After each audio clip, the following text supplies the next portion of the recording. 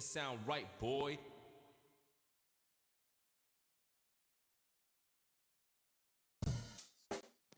Hello, everyone, and welcome into Debate Night. I'm Hunter, joined as always by Brodie virtually. Typically, we're recording with Silas, producing the show, but Silas is out of town. He's got a wedding going on, so fingers crossed everything goes well on our end over here. I mean, it's been a long time since I produced a live show while running a live show, so it won't surprise me if chat starts popping off, we can't hear you, all this stuff. It wouldn't surprise me, but we'll see. We'll see what happens. It looks like everything's working, so I'm just going to assume everything's working. How's it going for you, Brodie? You're out in California, right? Yeah, I'm still in California, unfortunately. You have, what, one more week there? Yeah, one more week, and then we're done. Nice. Nice. So then you'll go up. What's after this? You go up to like Oregon for Portland Open? We do Portland and then Beaver State Fling. Okay, nice. Portland's a brand new course too, I believe. Or at least some of what they're gonna do new, and then obviously Beaver State Fling got canceled last year. Yeah. So I wasn't able to play that one. So that should be a good one this year. Nice. Yeah. So we got to talk through last week Masters Cup. A little bit of a slow start. Then round 2, bounce back a little bit. And then, round 3, obviously on the golf course, ebb and flow. But walk us through the tournament from your perspective. What was it like out there? Yeah, so obviously I had heard a lot about De La. Kind of like, pretty much every tournament leading. I have something in my shoe, and it's stabbing my foot. Nope, it's just a hole. Wow. Socks are dead to me. So before I go to any tournament, you obviously get a bunch of tweets and Instagram DMs and everything, and everyone starts talking about it. I think De La was probably more than any other just because of the history, because how many locals put a lot of time and effort into that course, how it is such a big event for them. Mm-hmm. And so I think it was more than usual, I would say. Yeah. So obviously going into it, I hear all that, but I don't really know. A lot of these tournaments I'm seeing with like brand new, fresh eyes, right? Yeah, exactly. Yeah. And it was very interesting having conversations with different people, having conversations with, locals that all they know is De La. They've grown up. This is the first course they've played. And they have a perspective of like, this is what disc golf should be. Mm-hmm. And then you have other people where they're playing it for the first time, but they have been in disc golf for 10 plus years. So they know all about De La, and they've watched the Masters Cup there, and they've seen the crazy stuff, and they've heard about the crazy Greg Barsby roller ace and all these types of different things. Yeah. But for me, it's I'm so new to it, so it's like trying to explain to someone why the Masters in golf means so much. Mm-hmm. If they're just brand new, it doesn't matter how much you say like, oh, this and this. They're not going to really appreciate it as much as someone that has grown up with the nostalgia, right? Yeah. So I was seeing it through fresh eyes, and I felt like I was pretty fair during our practice round with my thoughts on the course. And I want to preface this before we go into it at all, because I know we're probably going to talk about the course a little bit because you had that tweet that that you went out. Yeah. So I want to say this: if I have any critiques or anything towards a course, again, I'm talking about it on a on a DGPT level. Yeah, the Disc Golf Pro Tour playing the event there. Yeah. There are hundreds and hundreds of courses. For example, my favorite course to this day is Dash's Track. Mm-hmm. You've played that course. That is not a Disc Golf Pro Tour course. No. Nor could it ever turn into one because it's a little bit bigger than a dog park. So there is a dog park. There's no way. There is a dog park, yeah. There's no way that you can turn that course into a Disc Golf Pro Tour course because it just doesn't have the land. But that's not to say that it's not a good course. It's not fun. De La is one of those courses, I think. De La is a lot of fun to play. It's a great course to go out with your buddies and play, or by yourself, whatever. It's a beautiful spot.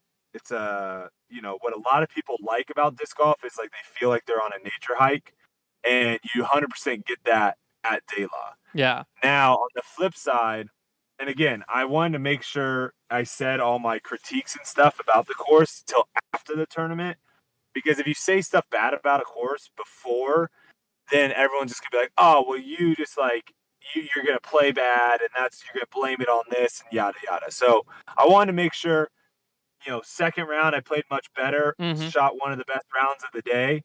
So it's definitely not like me saying like I suck there and I can't play that course. If anything, the hole that I had like the most critique, I guess, or criticism on during the practice round was like the L tree that's in the middle of the fairway on Okay. hole 8. It's like a 400-foot tunnel shot, but there's one tree that like makes an L right in the middle of the fairway. And my only critique on that is like I'm not a huge fan of having obstacles in the middle of the fairway. And people are like, "Well, just throw it lower," or yada yada yada. I birdied that hole both days. I parked it one day, threw it to 30 feet, and birdied the other day. So it's not like no, I can't play this hole. Like we need. No, I'm not. That's not what I'm saying.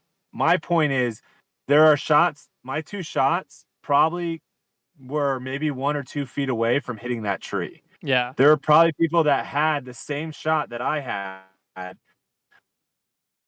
wasn't there, would park it, but because the tree's there, it's hitting it. I mean, I played with Josh Anton the first day. If that tree wasn't there, he would have parked it. So my whole thing with that, and again, this would be a fun video for us to do. Maybe we can grab a couple people, couple pros, maybe one time in Dallas, get Emerson out there. I'm trying to think of who else. GT Hancock, Zachariah comes into town. We can get a decent amount of pros to do a video of where if you put like, let's just say you put something like 250, 300 feet away, and you tell them like it's like let's say it's a 4 foot or 5 foot, ceiling. Yeah. Like we just put like almost a limbo, right? And you're like, all right, you have 10 shots to throw it underneath this, right? And it's not just throw it underneath and like turf it and whatever. It's literally get it to go underneath at a decent speed. I'd be very surprised if if people could do that at like a consistent basis. Yeah. I just think at a certain point when the disc gets far enough out of your hand and far enough down the fairway, it's very, very difficult to be consistent to like that kind of level. That makes sense. So Yeah. to me, it's like if it was a 10-foot ceiling, all right, that makes sense. But then when you start having like what are the guidelines of something being a little bit too close to where it's nearly impossible? Not nearly impossible, but it's more on the fluky side because people just can't consistently hit that shot over and over again, right? Mm-hmm. So don't want to beat a dead horse. But my whole thought is I think the tour maybe has grown out of De La as a course. I'll be surprised if we go back out there and play that course again the way it's set up. Now, that is to say they have like 24, 25, 26 holes out there. I think there's like an A and a B. Yeah. So there's tons of land. So could they go out and say, all right, we want to put 18 holes of really good, challenging disc golf that's fair? I think you could do that out there.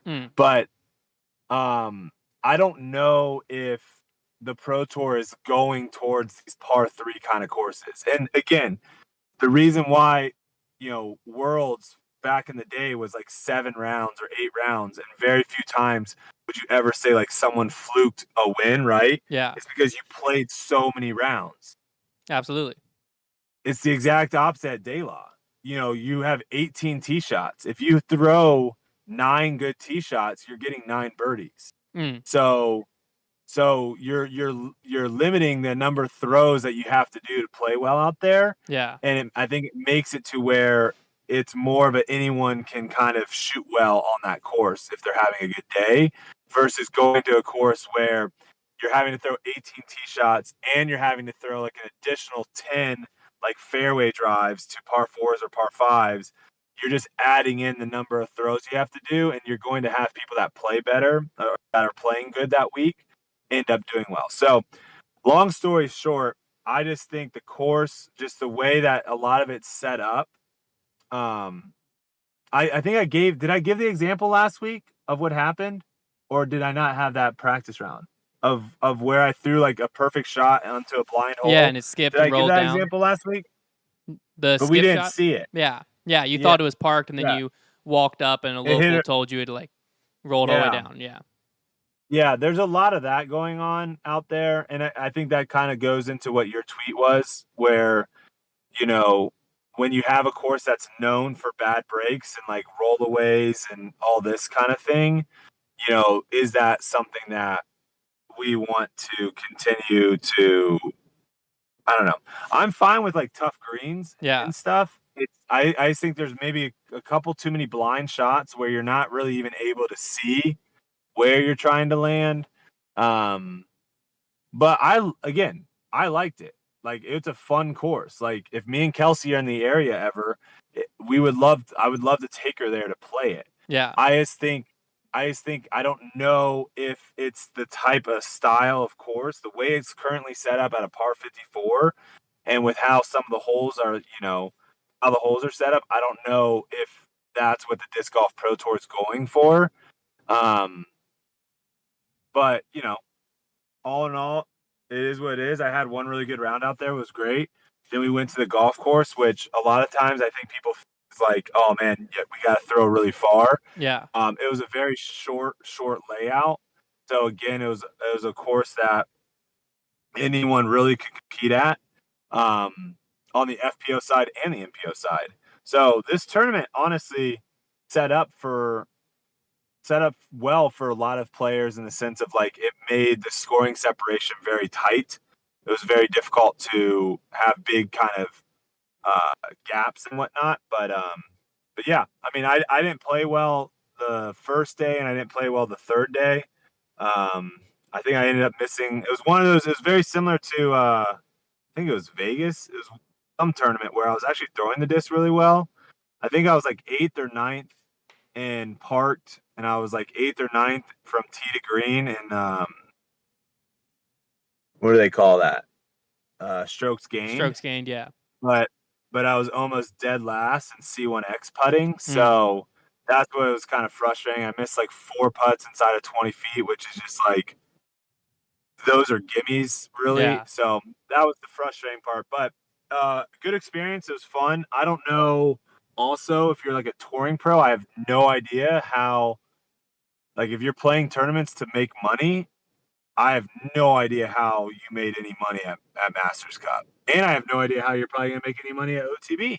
Oh, just the Unless I guess, expense of like hotels and stuff.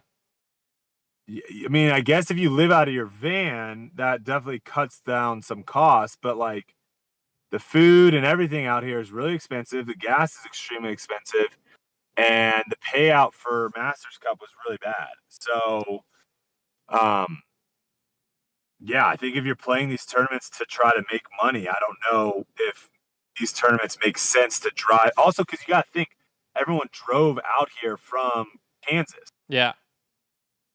right? No. Where the heck were we? Yeah, we were in Yeah, Kansas. 'cause DDO was the last tournament. Yeah. Yeah. So you drove all the way out here, probably spent a lot of money on gas to come out here, and then like the payouts weren't that great, and it's really expensive. So I don't know. I haven't really talked to that many people to see what their thoughts are. I know there was some chatter about the payouts being low from some people. And again, I don't really Was know what the it cause of that is, was it but low like Silver Series low, or was it just low because like you went Pro Tour to a Silver Series? that's a good question. I don't know. Can you pull those numbers up from you can see how much Gannon made and just compare that To the to winner at how the much last what was it, Mid America? No, Music City. Music I City think was the was the last one? last Silver Series, Yeah, I or can was it pull those up. Tallahassee? I can pull those up, Might have been but Tallahassee. while I'm getting those up, we actually had someone who commented on, I don't know if it was on my tweet or it was on something where we were talking about De La and Masters Cup, and they had a pretty good opinion and a good viewpoint. Because like De La, my opinion, it's similar to Winthrop in a lot of ways, right? Where there's a lot of history behind the course. But if you stepped Okay. into the course or if you stepped into the sport blind right now, kind of like you did, and you walked out there without the knowledge of history, similar to Winthrop, there's a lot of questions of like, Winthrop, why are we throwing from a stadium? You know what I mean? I'm someone who absolutely loves Winthrop, kind of like there's people who absolutely love De La, and I'm someone who would defend Winthrop. Mm-hmm. But you do have to answer questions like that of why, like Winthrop, one of the most prestigious tournaments in the sport, we're playing literally a safari course at a college campus. You know what I mean? But there is that history behind it. As the tour grows and stuff, I don't think Winthrop is the forever home of USDGC. We've talked about that many times. And so someone suggested, and I thought this was a pretty good idea, that maybe something, an exhibition, maybe like the match play, or if the Pro Tour put on another like exhibition type event, it could be similar to Champs vs. Chumps was always out there, which that was Central Coast thing. If the Pro Tour want to do something similar to where you still have that course, it's still shown, but it's shown in a more fun way. Match play would be terrible on that course, though. There's no that's decision making. That's their current extracurricular, if you will. I mean, I guess you could do like a skins match. That might also be boring. But there's just no. But even that, like that's the whole thing with Masters Cup, and that's I think again, I loved that style of shots, right? Like I love the thought process, or not the thought process, but the uniqueness of having to play that course, because again, it's very different. But the one thing that kind of got removed was strategy. When you have a course that's all par threes and there aren't really that many options on these holes, everyone's pretty much just throwing the same exact shot. So to me, I think you remove a part of disc golf that is really, really fun, which is like having to think, like, what am I doing on my second shot? And like the only time you ever had to do that was when you threw a really, really bad drive. There was never there's not really any holes out there where you're like, I don't know if I want to go for this one. Like you're trying to birdie every hole. Yeah. So to me, it kind of just takes a little bit of the strategy away. Now, obviously, there is a lot more strategy when it comes to like whether or not you're running putts and stuff around the greens out there. So I think that is cool. And like I said, I think it has the land where you could put a really sick 18-hole course on it. Mm-hmm. The problem, though, is like the reception is terrible up there. Parking is really bad. And as far as like spectators go watching and stuff, it's not good either. So those, again, are all things I think the Disc Golf Pro Tour are looking for. And obviously there's a reason why it was a national tour event and it got pretty much demoted to a Silver Series, just because there's some things that the Pro Tour is definitely looking to have at these events. And unfortunately, De La, like the actual course up there, doesn't provide, where had the entire event at the De La Muni course, which is the golf course, I think some of those things are kind of alleviated. So that definitely makes sense. All right, enough. Well, let me say one more thing before we move off of De La. Well, I have the payout as well. Okay, yeah, I do have that pulled up. So, Open at Tallahassee, the total pro purse was $33,170, and the winner, Albert Tam, took home $2,530. At the Santa Cruz Masters Cup, the total pro purse was actually higher at $35,790, and Gannon Bird took home $500 more at $3,000. So I think it was. I mean, I can look into more Silver Series, but I think it's just going from DDO, which has a really solid payout, to a Silver Series is where it just feels different. I guess too, one thing to think about is, it's the same thing as if you're an NFL quarterback, right? If you're an NFL quarterback for the Tampa Bay Buccaneers versus the Los Angeles Rams, like if you're making the same money, right? Both quarterbacks are making $20 million. The Buccaneers quarterback is making so much more. That makes sense. Because of taxes and all that stuff. But I think maybe what might have happened too is they might have posted something. I think they might have posted the payout incorrectly initially. Okay. So I think initially that got a lot of people like, oh my gosh, it's so low. But yeah, to me, it's the Silver Series. I think that's just one of those. I think a lot of people though were probably playing De La Masters Cup not for the money, but for the actual experience of playing it. Because again, it's unlike any other courses we've played on tour. Yeah, that's fair. Now you obviously have some haters, we'll call them that, and defenders of the course. That's a better way to put it. In the comments, some people. What are people saying? So what are people saying? One, Dan Stevens says, "Wah, there's a tree in the fairway. Cry me a river. It's part of the game, you whiner." Someone buried that hole both days. Someone average distance to the basket 20 feet. Yeah. Get wrecked. Someone farther up here. Where were they?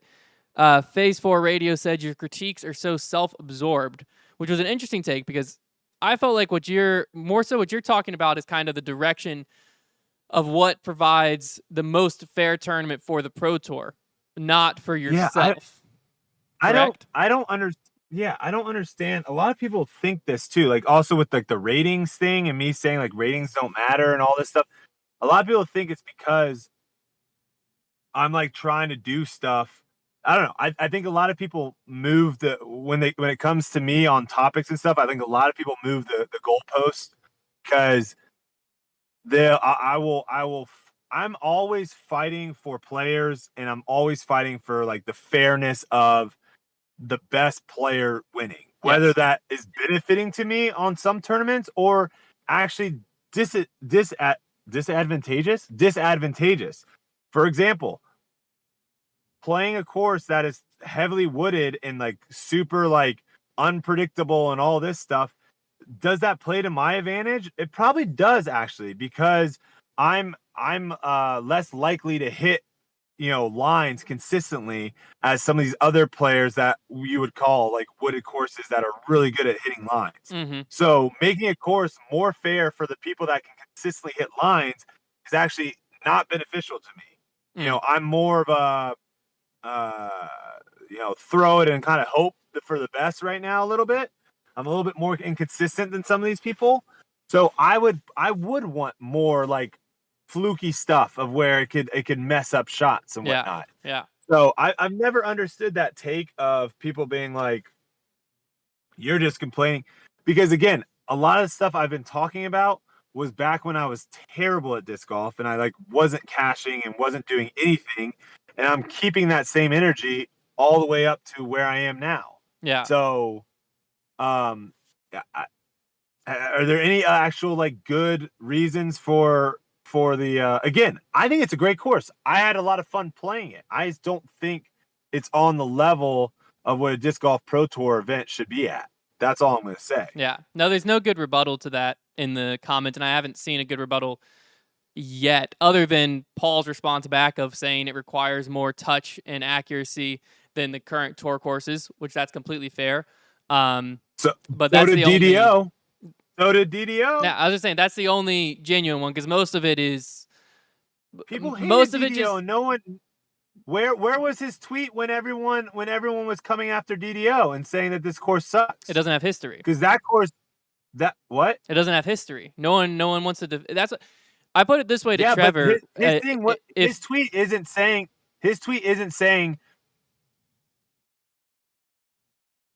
We might have lost Brodie at an opportune angles time. And how the disc, whatever.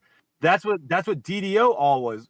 You can't just throw shots in and have them skip up and go OB. You have to control your angles and either throw good spike hyzers to have them stick, or you had to throw flat shots. So like my whole thing is like everyone was critiquing that course. Everyone was saying that course sucked. Where was the tweet saying, no, this is a good course? The amount of OB prohibited people just from throwing as far as they wanted to. And also the amount of OB also prohibited people from just being super aggro aggressive. You had to like be smart. You had to strategize. I'm just always going to fight for courses that reward good shots and penalize bad shots. Yeah. Well, what I'm saying is the reason De La has the pushback of, or people defending it versus like what you're asking about DDO is the history, because there is that. We've played it before.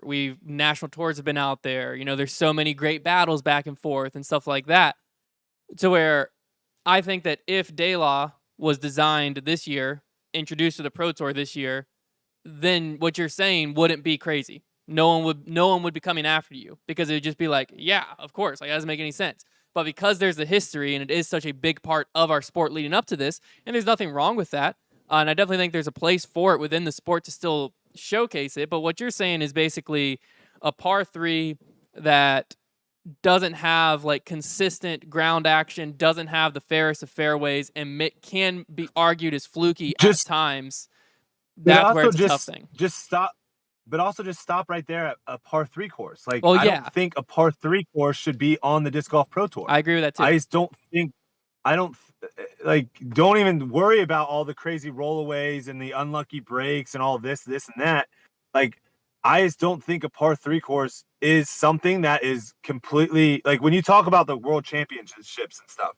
A lot of times, players or fans and everything, they talk about like having two courses, one open, one wooded. You get the complete whatever, right? Yeah. My thing is like I'm fine with going and playing a course that is wooded. Like, you didn't hear me complain about anything about WR Jackson. Mm-hmm. That's a course.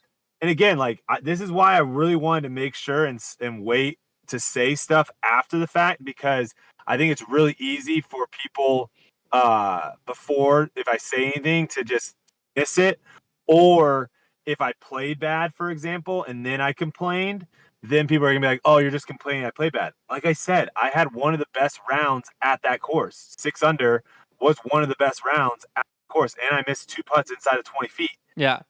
Like, I played well on that course. I can do well on that course. It's not a thing of where it's like that course sucks because I can't play well at it.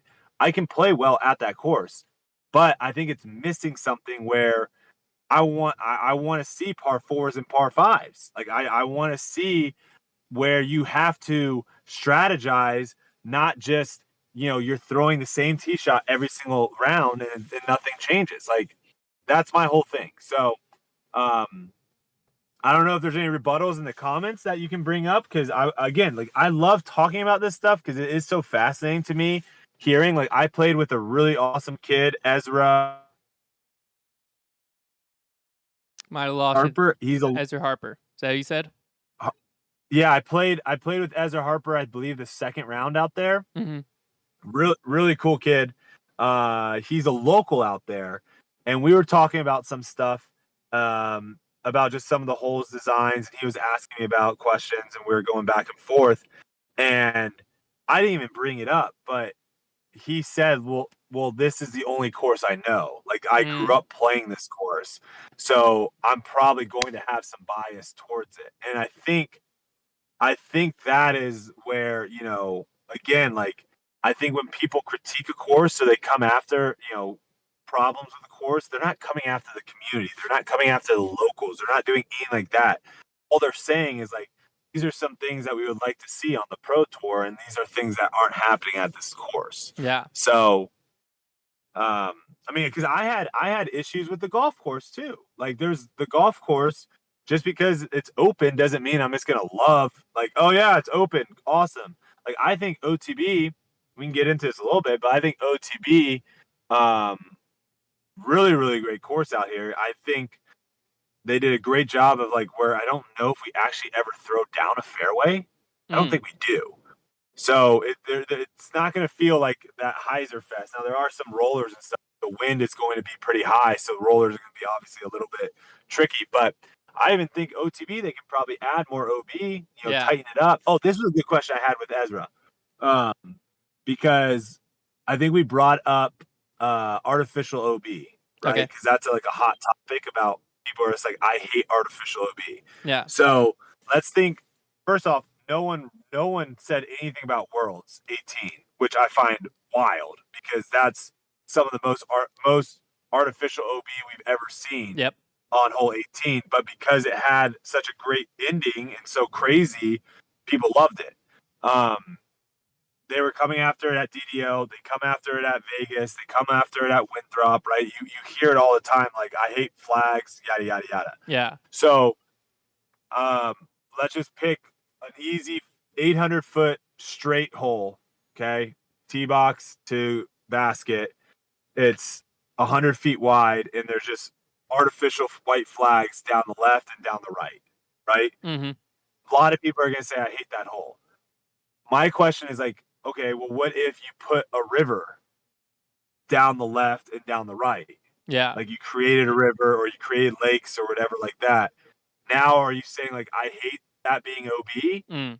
Like most of the time, lakes on golf courses or even lakes in different areas are artificial. Like they're man-made a lot of the times. Yeah. So people don't care about that. So my question is like, is it just the look of it? Like people don't like seeing that, okay, grass inbounds, grass out.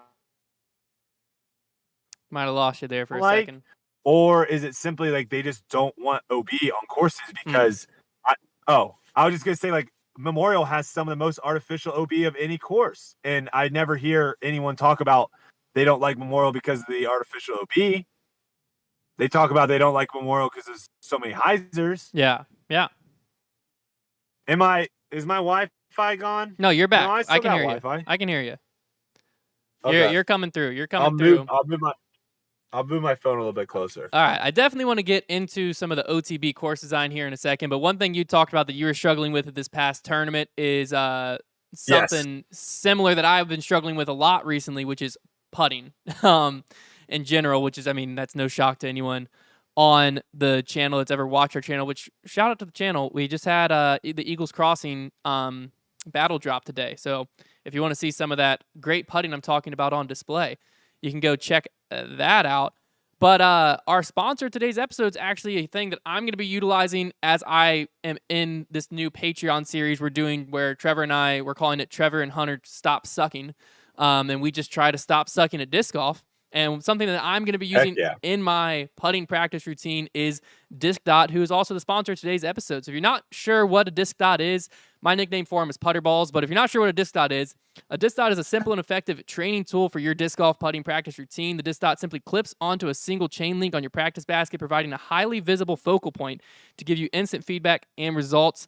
Brightly colored for less eye strain, the Disc Dot will help you build muscle memory and confidence, which leads to more putts made on the course, which that's what, everyone wants at the end of the day.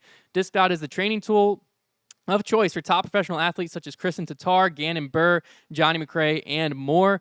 Disc golf education and training programs worldwide, such as UPlay and DG Academy, use Disc Dot to help teach the importance of focal point while putting. If it works for them, it could work for you too, but don't take our word for it. Visit disc.usa.com right now and use code FOUNDATION to save 20% and find out for yourself. So if it wasn't clear with that ad read, essentially you got your basket, clip the Disc Dot where you're aiming, gives you instant feedback. You hit a perfect putt, dead center, miss high or low. It really helps narrow down your focus. And for me, I've always struggled staying focused while practice putting, and the Disc Dot makes the chain link way bigger, way brighter, so it makes it a lot easier for me to stay dialed in and stay focused when I do practice putt, which I should be doing a lot more frequently than I currently am. You're back now, and we're done with the ad read. Oh. Well, I don't know. All right, now you're back. Boom. I was gonna say with Disc Dot, also something that you can, if you're gonna try it out for the first time, like I think a lot of people use it by just like putting it in one spot, probably for the most part, like right in the middle. But if you want, I would actually suggest to put like almost four of them around the middle. So you have like the middle, and then you have like a top left, a top right, a bottom left, a bottom right.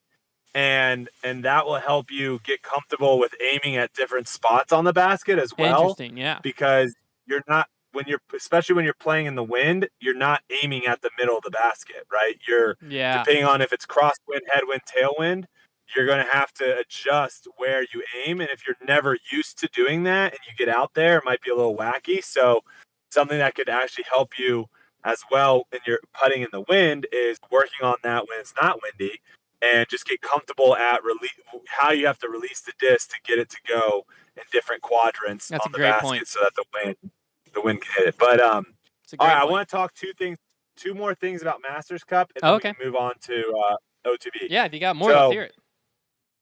So one dark horse thing that happens, and this happens for everyone, and I this is where I think it'd be really interesting to hear if people care about this at all, because this might just be a pro thing. But twofold. One, when you step on the first tee, it's not just all right, guys, how's it going? All right, we're going to get you guys teed off here in a little bit, call your names, yada, yada, yada.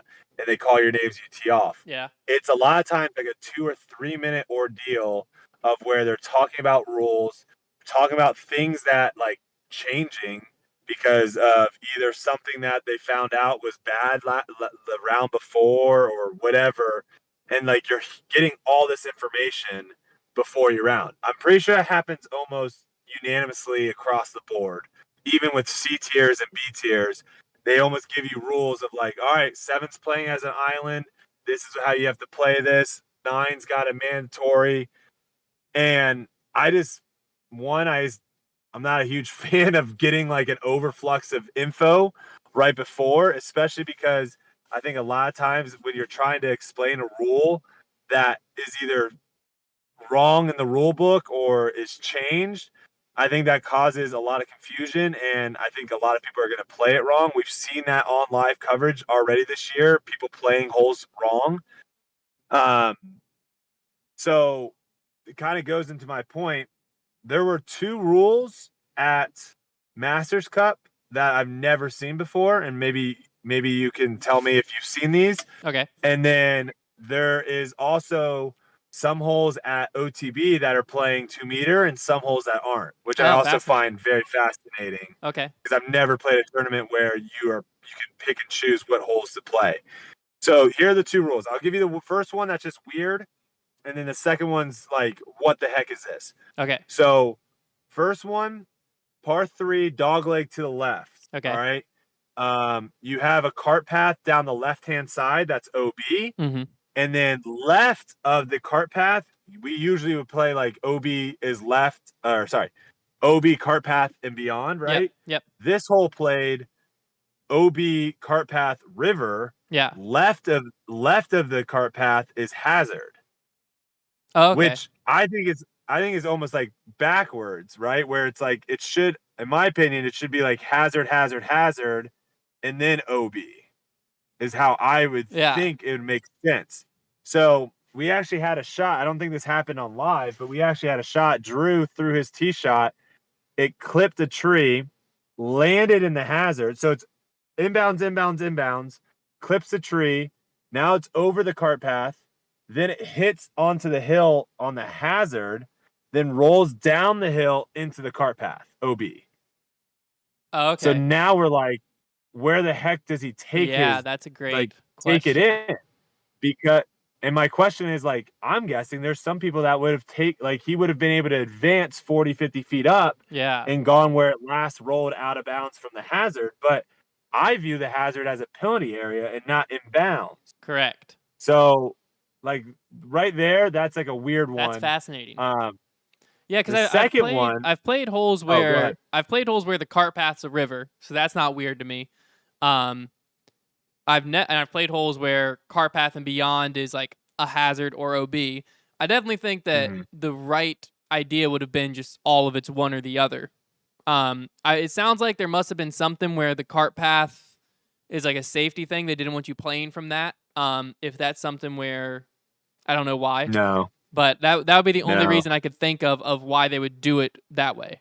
Because if not, then what's the point of separating the two? If that makes sense. Like, what did they give an explanation of why they played as 2 different things? No, that was just one of the situations where it's like Drew threw a bad shot. Someone else someone else can throw just as bad of a shot, but Drew got more penalized for being closer to the basket by throwing like a better shot than someone that threw a. So what was the end up calling? Did Drew get where he went OB or where it rolled back down to the OB? We talked about for a while, and we felt like he should take it to where it was last inbounds, and since we were like, I don't think hazard is inbounds. Correct. Like, I think that's a penalty area. So he just took it back to where it was like last in the fairway before it crossed. Yeah. I mean, that's what I would have. That's how I would have played it. Just because, like, then if you take your lie would then be in the hazard. Yeah, it's weird. It's weird. Yeah, so I would have done it the same way, but I don't know the technical rule on that. As to like where you take it. There is one. Yeah, because if you take relief into the hazard, like, do you get another stroke for that? That wouldn't make any sense. So it had to be the Yeah, I last don't think place inbounds. Fascinating. Okay, what's yeah. the second one? Second one's even crazier. Oh, Okay. heck yeah. Second one is a par 4, okay? And you're throwing down a fairway, Okay. and then you immediately so you throw like a 400-foot shot down a fairway, Yeah. and you have cart path on the right, and Okay. that's OB. And once you're in the fairway, now you get to your disc, you immediately turn 90 degrees to your right, and now you're throwing over the cart path, which is over OB. Okay. And then there's like a bunch of rough and stuff like that. That's OB. That's OB. And then in the woods is an island green. Okay, so you're throwing from inbounds into an island green. Okay, now how the rules said, and this my point with this is something that I think the Pro Tour is probably going to be looking into with the PDGA, and this is where I think the PDGA definitely needs to work with the Pro Tour about like it's okay with the Pro Tour having specific rules that govern the Pro Tour, and it doesn't have to be for all C tiers and B tiers and A tiers. But I don't like it's very confusing, and this is a perfect example. It's very confusing when different holes play different ways. Yeah. Like some play OB, take it here, some play stroke and distance, some play drop zone, some play. There's so many different ways of playing with the same like penalty, if that makes sense, that it's very confusing versus just saying like, all right, if you see white flags, it's OB. If it's yellow flags, it's hazard. And they all play the same way all the time. So anyways, this is what we're told on the tee box before we go off.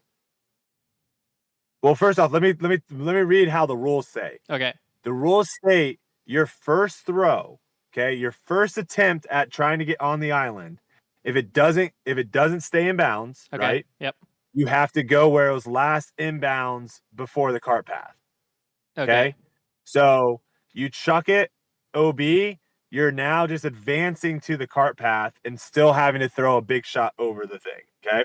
Okay. That's what it stated on, and then normal OB rules after that. That's what it stated on the little caddy book. Okay. However, and that's like, first off, that's like already weird because it's like, how do you just make a rule just for the first shot and not the second shot? That's already weird. Well, yeah. Okay. But it got even weirder because now the second shot, we were told if your disc skips inbounds and skips out of bounds on the island, you can take it where it last went inbound or where it was last inbounds because it skipped inbounds.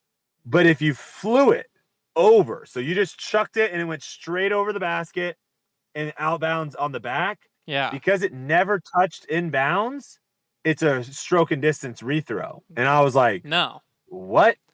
No, yes, that's I know, but that's that. Did they get a?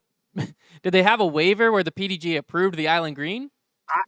Because like the PDGA approving the island green, approved the island green. That's not even how you play. No, but that's what I'm saying is when the PDGA approves the island green, they send you back like, hey, how much distance is between this and this? Bro, I don't know. If so, you need a drop zone, and like the PDGA lays it out like what you have to do. And I have never heard, because that's just not even that's not even an OB rule in the PDGA of it touching inbounds versus flying it over. Like that's Ricky.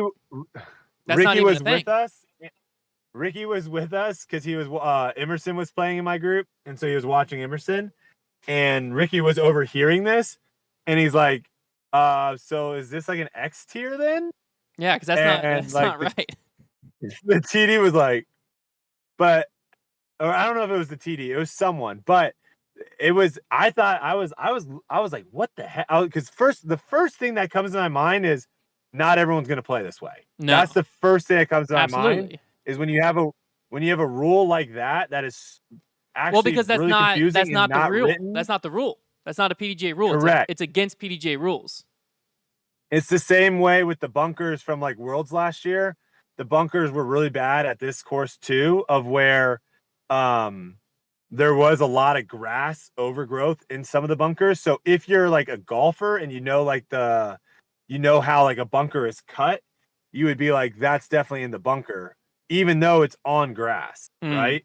Because it's like cut in that way. But like, what if 4 people aren't golfers and they're just like, well, and they just know in disc golf, like You're the touching bunker's grass. sand, this is grass, I'm in bounds. So that's where it's just like, again, it's one of those things where I'm always going to fight for like fairness and like trying to make it to where we all feel like we're playing, because I don't think people are purposely cheating. I mean, there might be some people out there that do that, and if that is, and there's a terrible person. Yeah. But I think for the most part, people are trying to play by the rules. But the problem is like when you have the rules changing so much and you don't know if it's this way or that way. And a lot of times, like I said, like they're not wrong when you just look at it and be like, oh, it's touching grass, I'm inbounds, I'm not in the bunker. There might be cards that did that, and like a lot of people looked at it and be like, yeah, you're touching grass, you're good. Yeah. But then the next card right behind them, look at that and be like, no, man, like look how the bunker is cut. Like, yeah, that's just overgrowth grass. It's the same thing where it's like grass on pavement, right? Like on the road, if the road's OB, and you've got like weeds coming out and you're touching the weeds. It's just things where it's like lines and all that stuff would make it a lot easier. But those are the two fascinating rules that were just, again, thrown on us right before we're teeing off. Yeah. And we're just like trying to, figure out what the heck is going on. And hey, I'm all for. I you get a kick out of that one. I'm all for like the TD before the round, using that time to be like, hey, heads up. See, I hate that. There's a beehive on. Well, you don't want to know there's a beehive on hole 3. We've marked it. You get casual relief. You got it. That's the easiest way to notify people. Or if there is like that's a dark horse situation. We've been notified of this massive mud area. We've made it a casual relief area if you land in that. Like where the course. See, I don't like that. I think casual relief should be a blanket statement. We should play casual relief the same way every single time. Sure, but if Friday, no rain, no need for casual relief. Saturday, like Friday, rain comes through. Saturday, the course is just muddy everywhere. And you're like, hey, heads up, this round, casual relief. Have one. Boom. No, no, I'm saying there's one rule for casual. Ready? This is the easiest way of doing it. Put your foot behind the disc where your disc is, right? Yeah. You put your foot behind the disc where you're going to throw. Yeah. Right? If you step down and water comes up from the ground, you can take casual relief. If you step down and no water comes up from the ground, you have to throw from there. No, I mean that. But there's several times. What are you talking about? There's several times, like in Falling Creek. No. We just played Falling Creek with 2 guys that came into town yesterday, and we were on middle of the fairway down a hill. There's a bunch of just mud and clay. You step on it, no water comes up, but it's as slick as anything you've ever stepped on. So like if I was a TD. And I'm on that hole, I'm saying, hey, if you land there, that's casual relief. So your rule, there's no casual relief there because no water comes up because it's just thick mud. But it's very slick. I think that's where it's important to be able to say as a TD, hey, no, you're right. This here. You're right. And I think before the round, the easiest way to be like, hey, heads up, this right here, you get casual relief off of it. Because you send an email out, half the cards are going to know, half aren't. Don't you like the idea of just having like the blanket statement of like this is how you define casual relief for water though? Well, there should definitely be a blanket casual relief, which there kind of is, but there should a blanket casual relief rule. No, there isn't. Right now the TD literally has to be you cannot take casual relief unless the TD, I'm almost positive, unless the TD claims that spot is casual. Yeah, I'm pretty sure. They define certain areas. Yeah. Yeah, so if you just go to a hole and there's just water and nothing was said about that being casual, you have to throw from that. Yeah, that's true. I agree. There should be a blanket statement. Make a blanket statement. Yeah. Now mud, obviously that's like a dark horse situation where some courses, you're not expecting to have that situation. So yes, it's the same thing as like the beehive situation. You're not expecting to have wasp nests on your golf course or wherever. So yeah, I can see how you can be like, okay, this is actually a very dangerous situation for people to have to throw from. So we're going to make an exception. Like those are all exceptions. I'm just talking about like a blanket statement. Yeah. So like there is no situation where you have some people being like, well, I view casual relief as this, and this person's like, well, I think it's this. Yeah. No, I agree. It's the same thing with barbed wire. Barbed wire, 2 meters. Everyone knows that. So if you're within 2 meters of barbed wire, boom, 2 meters. Like that's super simple. That rule never changes. That rule didn't Everyone used to can abide by exist, it. as far as I know. When I first started playing, it was called the Biscoe rule because of John Biscoe in Oh, Virginia. really? Or at least in What'd he Virginia, it was do? called the Biscoe rule. And Did so he crush himself in barbed wire? No, he had his course, I believe it was Hawk Hollow, had a bunch of barbed wire, and so he came up with the rule of when you're playing there for his like own liability and Oh, safety. He he said made the you get 2 rule. meters off of it, and it was like the understood. He's like you have to take the one, you can get up to 2, and it eventually. Now I think it's actually in the PGA rulebook, but I'm pretty positive when I first started playing it wasn't, but we still like it was just an exception because it's barbed wire. Yeah, I mean, barbed wire is also one of those things where ideally the Disc Golf Pro Tour is not playing on courses that has barbed wire. Yeah. Right. Unless you're like way in the back of like a property line or something. There's not barbed wire using to define OB on a Pro Tour event. Yes. Yeah, exactly. Yeah. All right. Well, that's all I had. Yeah. I don't know if that's gonna fire up people or not. Probably. Those are all things that, again, I'm talking about stuff that I've seen on the Disc Golf Pro Tour. And am I 100% right? Probably not. But it's fun to talk about. Yeah. And it's always good to hear other people's opinions on stuff. Like, you changed my mind on the mud thing. That makes a lot of sense. Boom. Like mud can be, you can step in mud and no water come up, and it still be like a really dangerous thing to throw off of. Well, I think that's where you need a hybrid where there is a set rule that it's always like this, and then TDs can also course specific add in casual relief areas. Yeah, because I even played. There's a course in North Carolina where they had an erosion issue, and it wasn't necessarily safety for the players, but it was the longevity of the course. Where if you landed on this hillside shy of the basket, it was a casual relief area because it was a very steep hillside, and the more people that climbed it, then the water, like the lake on top, was going to break and stuff like that. But it was very course specific, just nonstop. Music City had a hole like that. I don't know what it was. I don't know if there was little cacti in there or something, but there was like two areas where they didn't want players to go in. And so they were just marked off as like casual relief. Like if your disc goes in there, just take it where the closest you can take it from and throw from. So yeah, I mean, those are all things that should be like discussed prior. That's my whole thing is like all this stuff should be kind of discussed prior at the players meeting or sending an email or something. Yeah, like an email was not even a bad thing to do too. But yeah, all right. Let's walk through OTB real quick. OTB real fast? Yeah, I'm very curious to hear about the course redesign. Is it's still at the same property? Same property, but they have now. First off, I just want to say Monday course was closed to everyone but us. So like that already. Normally, tournaments have been doing like 3 days prior. Yeah. And sometimes even 2 days prior. Like I know with Daylaw, like we didn't even have the course close to us. Like we had, we could play the disc golf course on the golf course 2 days before the event, but only after 3:00.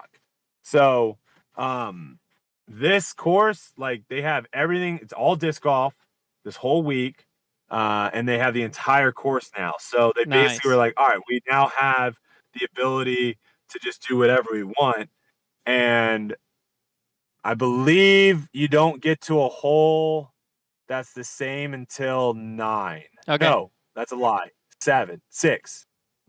Yes, 6. 6 is the same par 3, which is sick. It's a really nice par 3. 9's another par 3 that's sick with water. Those two are the same on the front 9. And the back 9, 10 is the same. And that might be it.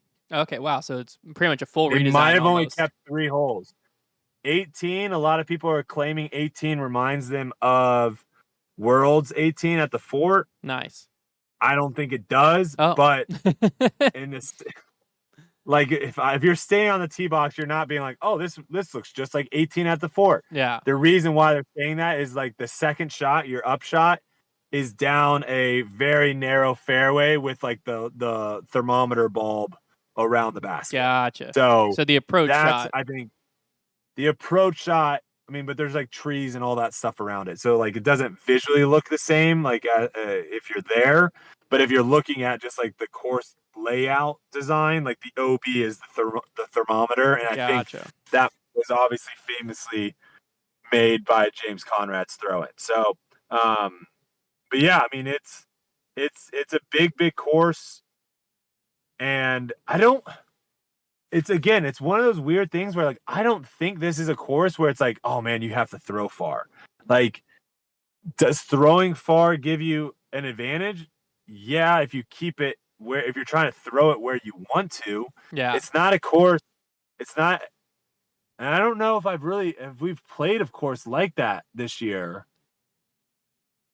I mean, I feel like most courses are getting good now to where it's like you still, even if you can throw 600 feet, you still have to throw it like accurately. You can't just like chuck anything out there. There are a few holes where you're going to see probably on the front nine, if the wind is down, you're going to probably see some rollers probably in the first like 5 or 6 holes. But I mean, it's a good course, man. It's a lot of fun to play. Thank God we have golf carts out here because it would be an absolute hike. Do you have golf carts if we during the didn't. tournament? No. Oh, dang. Just practice. That would have been funny. That would have been wild. But yeah, it's a good course. I think I've only heard positive things from a lot of the players. It's going to require a lot of good shots. There are some touchy greens, and I think people are going to like it. I think this course has potential to get people that are it's on a golf course. This is gonna be stupid.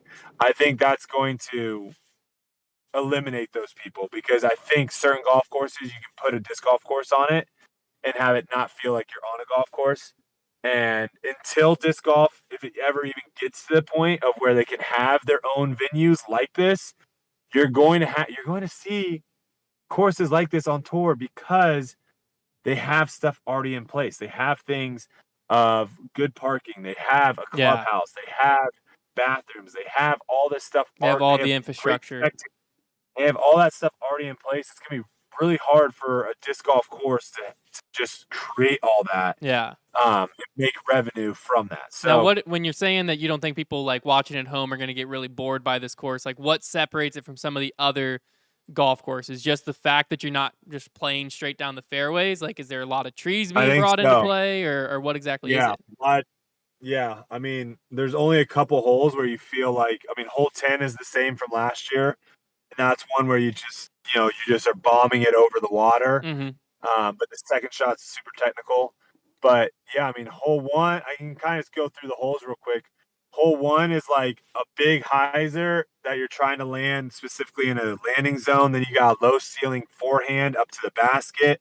Hole 2 is a really, really cool par 3 where there's like 5 different routes of where you can go low hyzer, you can go hyzer flip up the middle, you can go big hyzer flip around forehand, you can go flex forehand through these trees. Bunch of different shots for that hole. Hole 3 is a really, really tough par 5. That's, if it's playing in the wind, it's really tough, where you're throwing out of the trees into kind of the fairway and then throwing from the fairway like into a bunch of other trees and then having to throw another shot through the trees. I mean, there's very few times where you're just going to look and be like, oh, this is the same shot. This is the same hole. This is the same hyzer. Yeah. Like, trust me and Ezra are the king of the hyzers. We're always looking to be able to throw those power hyzers. There's very few holes where it's like power hyzer. Yeah. Very few. And then I think the most interesting thing about this course is I think the back nine.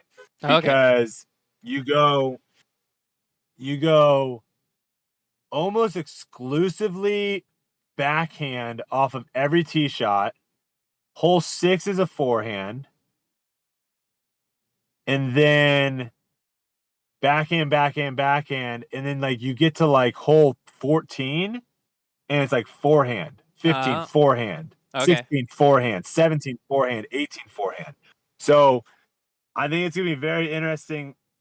Obviously you guys don't really know any lefties. I saw you guys on Grip Locks. You don't know any lefties out on tour, so I knew Chris shout Clemens. out to all the lefties. I got Chris Clemens. Shout out and to I got Zach lefties, Melton. I got those two. But yeah, I think it's going to be cool to see like a course where it's like backhand dominant for the most part at the beginning, and then Yeah. the back end it's like power forehands. Like Yeah. I think 18 you're going to see some people go backhand up the middle, but the shot is a 410-foot forehand through a gap flexi. I don't know, man. It's fun. There's Nice. another one that's like a fun, challenging course where, you know, depending on what the wind is doing, you might have another I don't think it's good. There's not enough OB for it to be like DDO, I think, Mm-hmm. but you might have another situation where, you know, just shooting under par, you're gonna be happy with. Nice. Yeah, I feel like But last year they did a pretty good job as well, not making it like a boring golf course style, but I think it got a bad rep, or maybe a bad it has a bad taste in people's memories as a golf course because it was in the golf course stretch, which last year was much more drawn out than this year has been, it feels like. I believe you don't really have. Portland's going to be a golf course again, Portland's or is it golf not? course. Yeah. But last year, it went DDO and then Challenge at Goat Hill, OTB Open, because Goat Hill was Silver Series, OTB Open, Portland Open. It was like all those were right in a row, and so it was just so much golf course, golf course, golf course, golf course. I think that's what made people sick of it to a certain extent, to where, like you're saying, there is a way to play disc golf on a golf course and not have it be just a boring, wide open course. Obviously, 9 times out of 10, you're not going to have a lot of like actual scrambling like you do in woods golf, where you're throwing tight lines and that aspect Yeah. of disc golf. Well, There's no great way to copy and paste that, but I hope I'm proven wrong. there are some tight shots. Okay, There are some tight shots out awesome. here. Well, that would be great, because I think that's what's missing on golf courses. I threw today in my practice round. I threw one flippy nuke, like one like power nuke of like just trying to get distance. A lot of the times, like low ceiling, stable nukes, forces, because you're just having to keep it so low. Yeah, and you can't really just like air it out. nice. So, I think people are going to enjoy it. You know, the Pro Tour, I think there's a huge difference in a Silver Series and a Disc Golf Pro Tour event as well, as far as just like the amount of effort that gets put into the courses. Yeah. Because this course already, compared to what we saw last week, and even at Music City, and I didn't play at Tallahassee, but you do see like the difference. So obviously the fields are a little bit better at Elite Series. The crowds sometimes are better at Elite Series, but you also do see like the difference in like maybe I don't know if it's the funding or like the amount of volunteers or whatnot, but like the course is already set up on Tuesday. They've got, all the spectator ropes up. We're still throwing off the big stage on hole 1, which is pretty dope. They got bleachers on hole 18. So there's already like a lot of stuff that, you can tell at an event. If you showed up to the course right now and you had no idea what disc golf was, you could tell something is happening at this course. So that's always a fun thing to kind of go through as a player as well. Nice. So how do you think the course is going to score? Is it going to be A, is there going to be a lot of scoring separation, and B, last week you were pretty close on the hot round prediction, so I'm gonna have you do it again. What do you think like hot round's gonna turn in? Didn't I say 12? Didn't I say 12 on the golf course? You might have, yeah, because I think you said you thought someone might be able to push double digits at Daylaw, and I think the hot ended up being 9 out there, I believe. So you're pretty close. Yeah, and I think I said like low double digits on the golf course. So, yeah.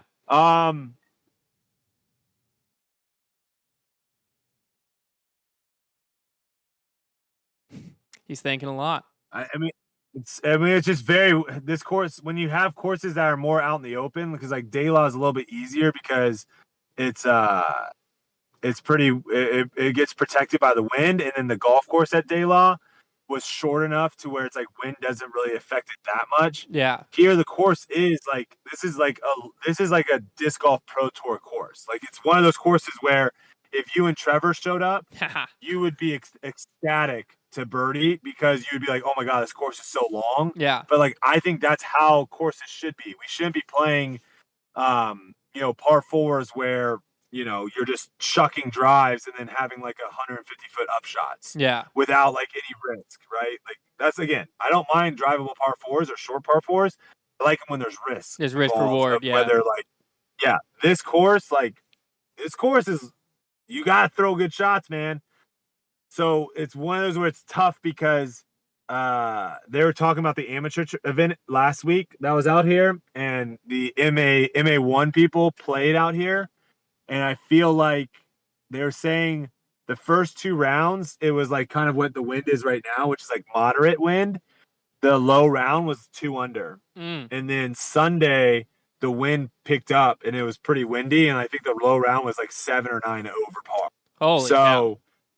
It's that's why it's tricky, because it's like I can't really say. I would say if the wind is down, you're going to see double digits. If the wind is up, I think a couple under par is going to actually score pretty well. Nice. Okay, so then it also sounds like there is pretty good scoring separation out there as well, to where there can be some swings.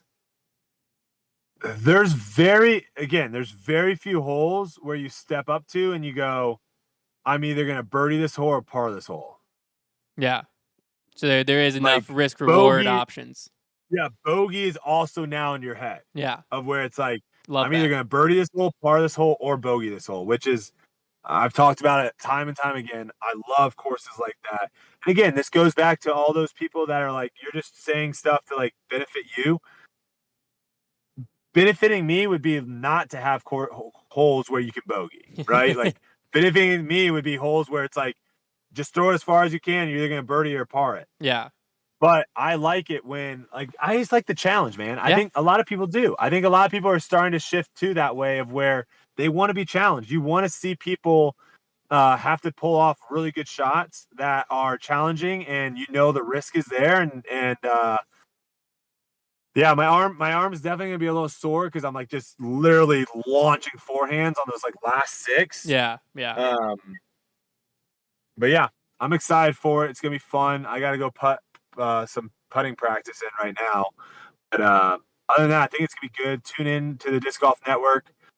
Coverage is live on Sunday, so you guys check that stuff out. They'll be live.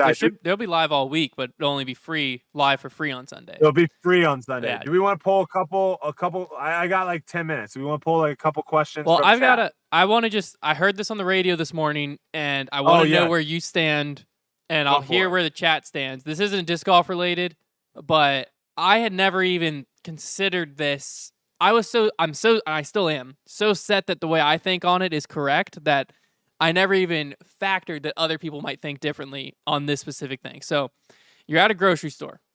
You're putting everything on the conveyor belt. It's going down the conveyor belt, right? Mm-hmm. Whose responsibility is it to put the divider between the groceries? Is it the next person walking up to grab the divider and put it? Next person. Exactly. The people on the radio were all of them were saying the person who just put the groceries out is supposed to put the thing behind it. And they were acting Are they from California? I don't know where they're from. I have no idea. Well, California, they charge for bags out here too, so they do things differently out here. All right, we have someone in here said the person who puts the groceries down, and then the next 10 people said next person all day. So it's the next person because think how awkward. There's also times where I'm just checking out and no one's behind me, and so like I'm at the I think I got this from my mom because my mom would just stare at the stuff getting checked up because she was like, some stuff's on sale, it gets checked up wrong, yada. So like as soon as I get all my food out on the conveyor belt, I move now to the register area where I'm gonna pay, and I'm looking to make sure like my Powerade is 2 for $3. I'm looking to make sure all that stuff is checking up right. Yeah. So if someone comes in line, what am I supposed to do? Walk 5 feet back and put the divider there? Like, that's a weird one to me. If I walked up to start putting my groceries down and someone was like, how's it going? And put the bar in front of me, I'd be like, that's so passive aggressive. Like, I was going to do that. Don't worry. Like, I wasn't trying to get you to pay for my groceries. Don't worry. But people are saying, some people who think that the front has to put it down think that the other way, like you're being inconsiderate if you don't. But I mean, that's just fascinating. I never even considered it I never considered that the person who's putting the groceries down might put it behind, because it's like, that's my way of saying this is where my groceries start. I'm putting that down in front of the person in front of me. I think like I wouldn't be, if I was behind the person that was putting groceries, if I was already in line behind the person and they like were putting like their last can of tomato sauce or whatever, and then they just grab the thing and put it there, I wouldn't think two seconds of it. No, yeah. But if they didn't do that, I wouldn't be like, bro, are you going to put the divider down? I would just do it. So I think the reason is when there isn't anyone behind you at the time, you're not putting a divider down. Maybe it's being like, well, if someone comes behind me, then yeah. Maybe it's people who are in like really, really busy grocery stores, and there's always someone behind you. Because like where in Virginia, you remember the gas station situation? No, what? So this is where like I always move my car. Yeah, I think that's a regional thing. I think that's depending on where you're from. Like, it is not uncommon for people to, in Florida and in Texas, it is not uncommon for you to pull up, get gas, like put your gas thing ready to go, or like start getting gas and like go inside to get a cold beverage or something. Yeah. And then you come out and your gas is done. Like, that's not uncommon.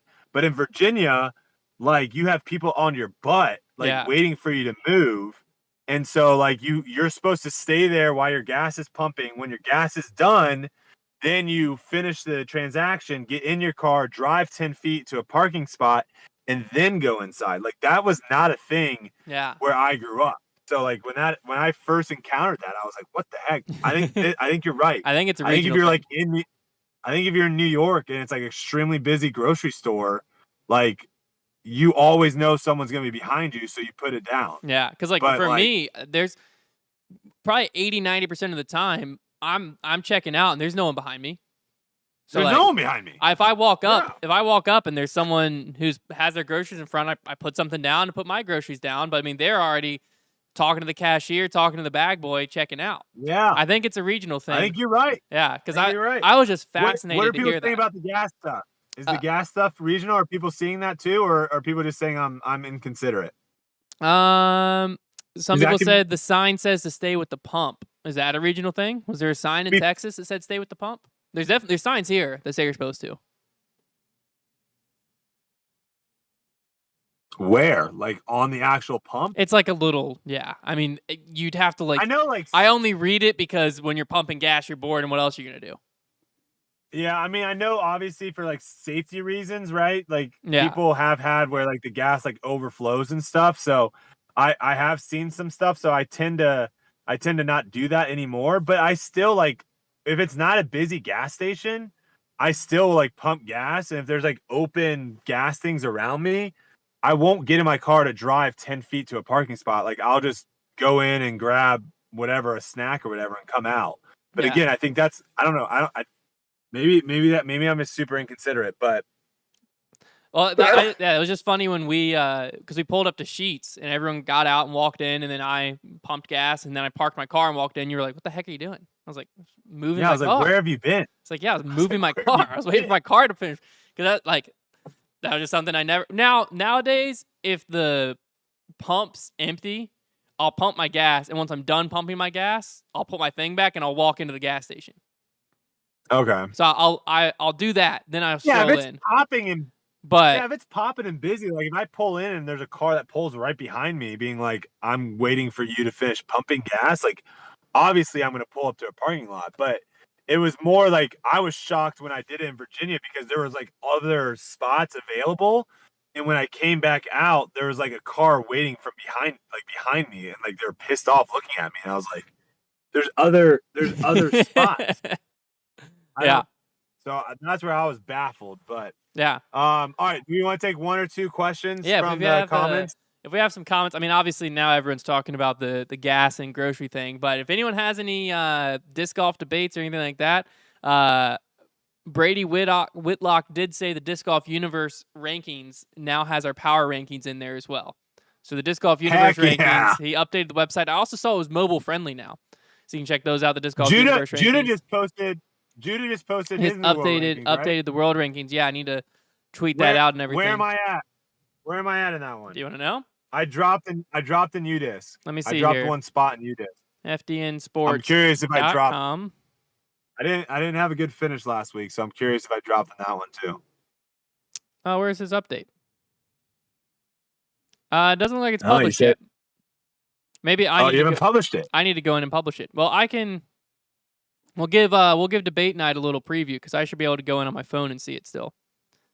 Ooh. So we can give Spicy. Debate Night a little preview as to where you're at. Yeah, if you guys want to check out Judah's world rankings, go to he's got all the math and stuff.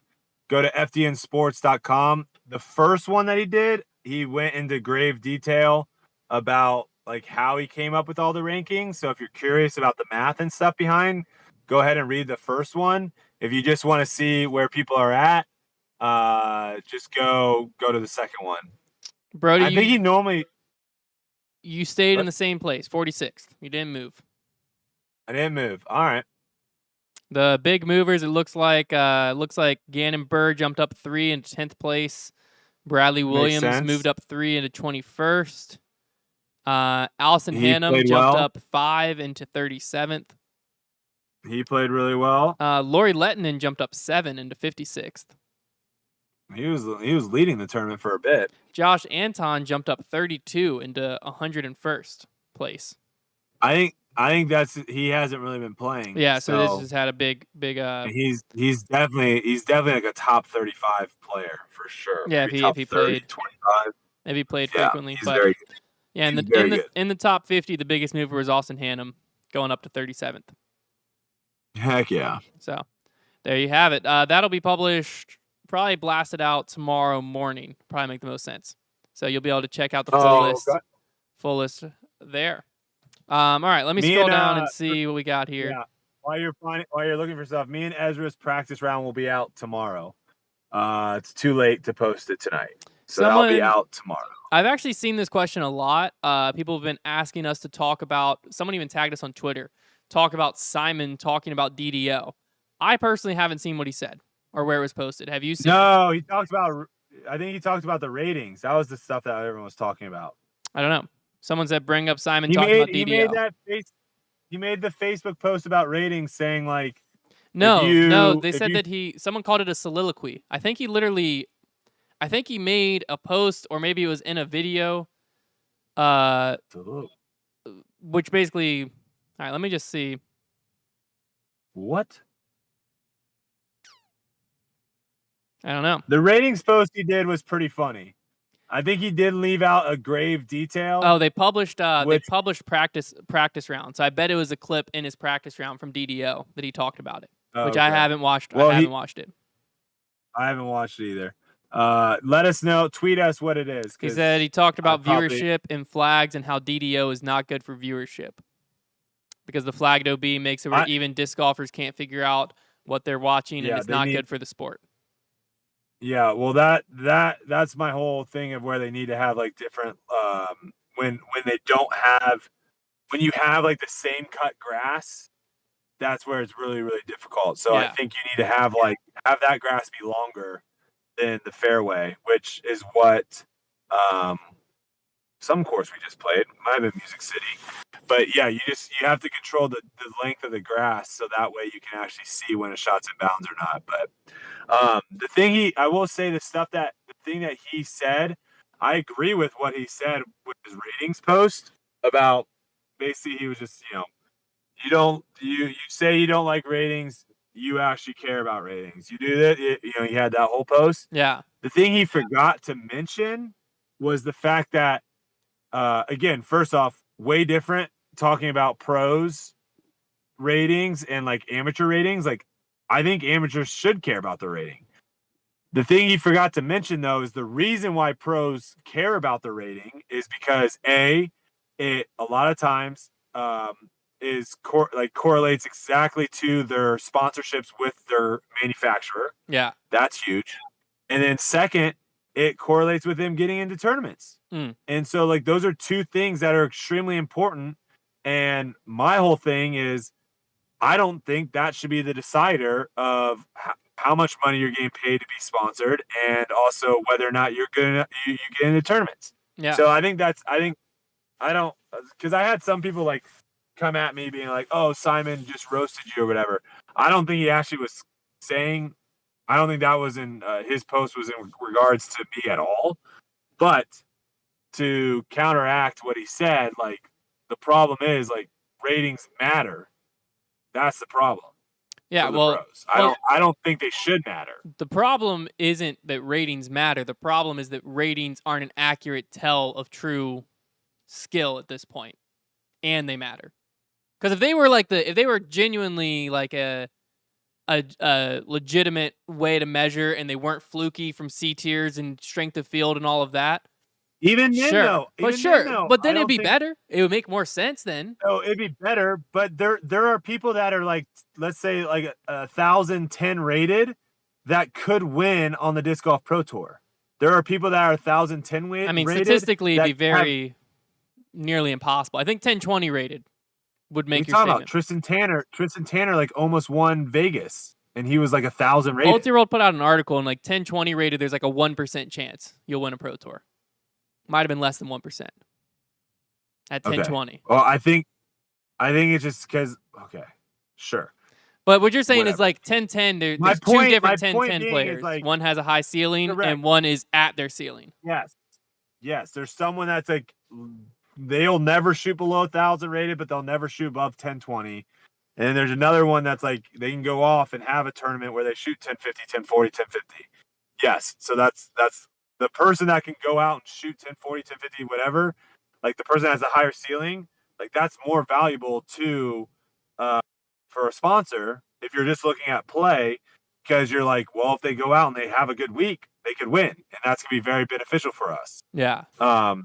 And again, it's how you want to do it. Like, do you want to take the sure bet that's just always going to be in the top 25, or do you want the guy that's going to miss the cut but then potentially be in the top 10? So, yeah. All right, one comment. What do we got? You got a good one? Well, I got someone who has a opinion. That you can. I mean, it just is another response. I don't know. There's a lot of trolls in the chat today. I think because we're talking about day loss, so I'll just bring another one up to you. Former American Idol said Brodie just thinks he's as good as Paul McBeth, but the numbers say that he's not. I think that's what he's saying in regards to the ratings. What? I think he's saying that basically. I don't actually know. I just saw that one pop up.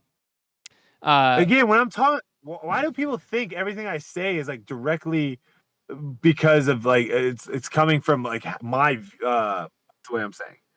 Like when I'm talking about ratings, like you guys all thought I was gonna be terrible and not even be 1,000 rated. What? Yeah. Like right now I should be going out and parading around my rating and being like, suck it. You thought I wasn't gonna be 1,000 rated. Now I'm whatever. Like I don't care about ratings. Like my whole thing is like there are some people that have a high ceiling. Yeah. And I'm not talking about myself. I'm talking about other people on tour. There's like tons Tristan of Tanner. people on tour. You brought him up. Tristan Tanner's a perfect example where if he's playing well, he can literally beat anyone. Yeah. There's a lot of guys on tour like that. We saw it from Austin Hannum this past week. He didn't have a good final round, but like he was in the discussion for winning that tournament last week. Yeah. And there are guys like that will have the ability of like to pop off 2-3 rounds and be in the discussion. And then we all know there are some guys that just don't have that firepower. Yeah. That they're just going to be consistently in a top 30 guy. I definitely think that what you were the first person I ever heard mention that of and I definitely think this would help ratings, especially on the amateur side of sandbaggers. Yes. That whole thing. Yeah. Because there are players where, there's some players that are genuinely 950 rated players. And like the best they're going to shoot is 970. But then there's some players that are 950 rated players and they might be able to shoot 1020 golf. But then the next round, they might be able to shoot 890 golf. And so you put them in, which we'll have to go to like 930. So you can put them in intermediate. You put a 930 rated player in intermediate that has that high ceiling. There might be a tournament where they average 970, 980, and it's like no one in intermediate stood a chance. But it's because that player has a high ceiling, or maybe they're trending upwards. And so if you were to make the standard deviation or the drop-off more aggressive to where No, it it's shouldn't. Yeah, focusing mhm. because it's focusing on your I don't even higher think it should be rounds. a standard deviation. I don't even think it should be a standard deviation. It should literally just be you count your a percentage of your top of you count a percentage of just your top rounds. So if you have 100 rounds, right? You Mm-hmm. say, okay, 40, we're going to count 40% of your 100 rounds, and we're only counting from top bottom. Okay. So you're literally just seeing what that player plays when they play well. Yeah. And that literally removes what you're just saying. And again, I think ratings should not exist for pros. So I'm not even talking about the pros. I'm trying to help it for you guys watching and playing in a tournament, like Hunter just said, where some guy goes out and wins by 15 shots, and you're like, why the heck is this guy in our division? He should be like, again, this matters when you're playing in MA2 and you win by 15 shots and you would have won MA1.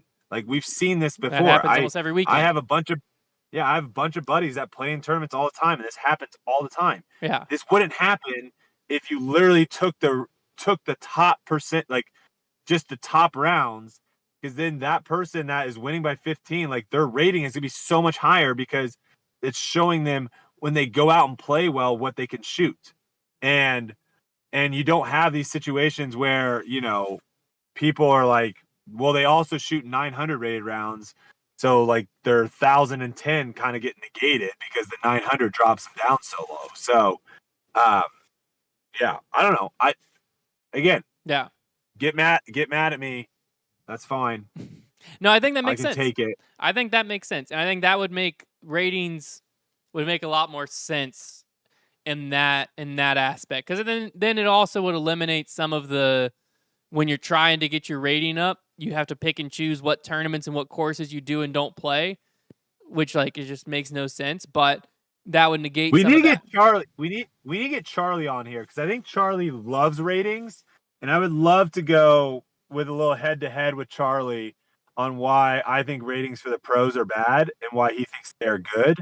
And I wonder if we could if we could come to an agreement on it because I know he thinks ratings are good because it shows like how you are like an average as a player. But like my argument to that is you see guys all the time like play absolutely terrible and they play so bad that it gets dropped. It doesn't even count for the rating.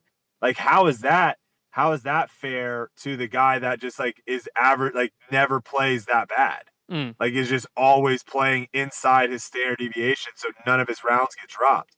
Like in my opinion, the guy that's 1040 rated that never has any rounds dropped because he's always shooting there is a better player on average than the guy that's 1040 rated but has rounds in the 800s and they're so low that they get dropped. Well, 800's too extreme, but you know what I'm saying? Yeah. Like if you're looking at it because you're trying to figure out who's the best average player or whatever, like that the system doesn't even set up for that. Yeah. Because it's dropping your worst thing. So like unless you go into the numbers and look at that, I don't know. It'd be an interesting thing because the ratings, two things people love to get heated about, or three things: ratings, course design, day law.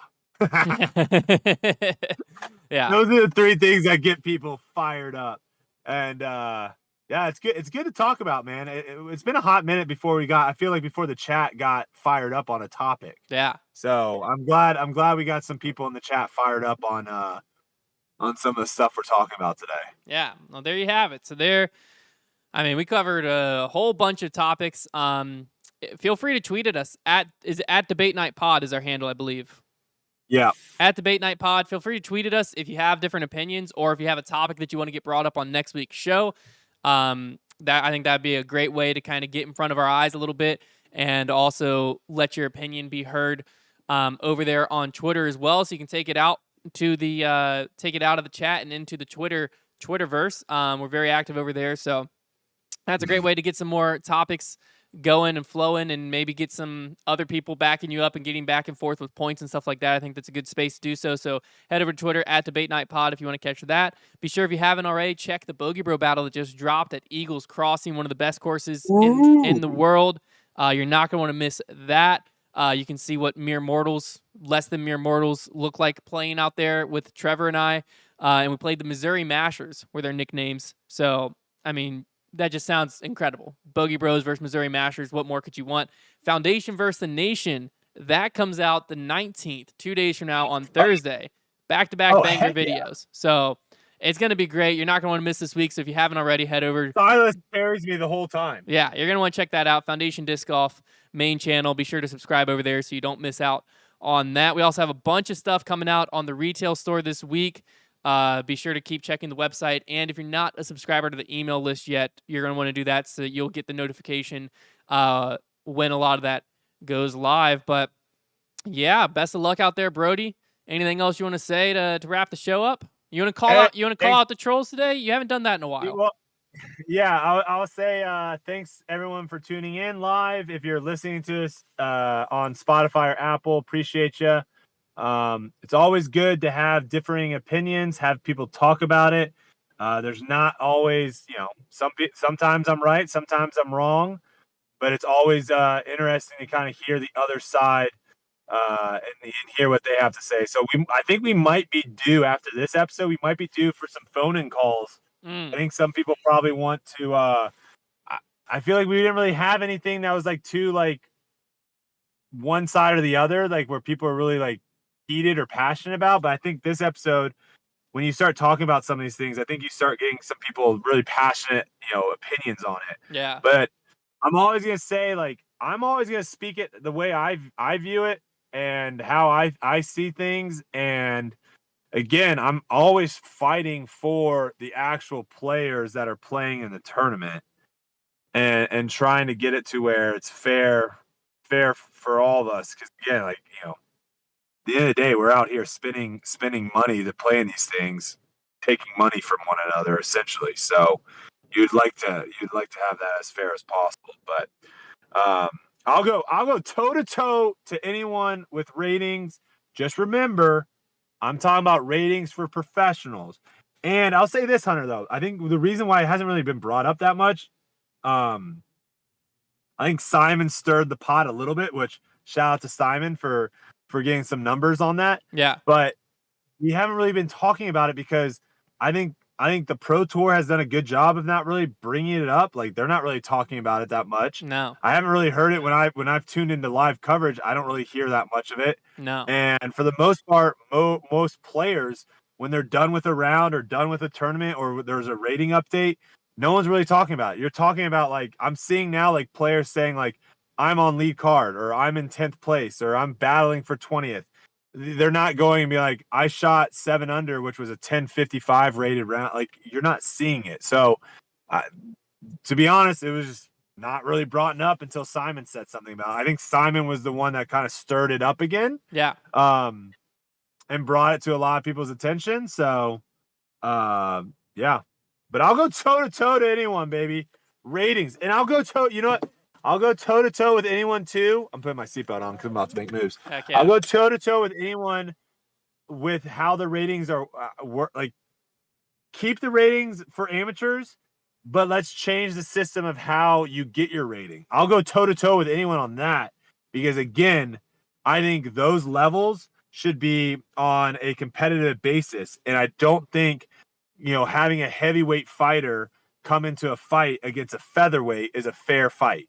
So I would love to see guys that can shoot 1,000 rated rounds to all be in the same division and guys that can, max out at 950 to all be in the same division. I think honestly, the people that are at home being like, Brodie's an idiot, he sucks, I hate him, this might be better for you. This might give you a better chance of winning your next C, B, or A tier. So I'll leave it at that. There you go. But I love you all. Pick up a Raptorius. Check the mic and make sure it sound right, boys.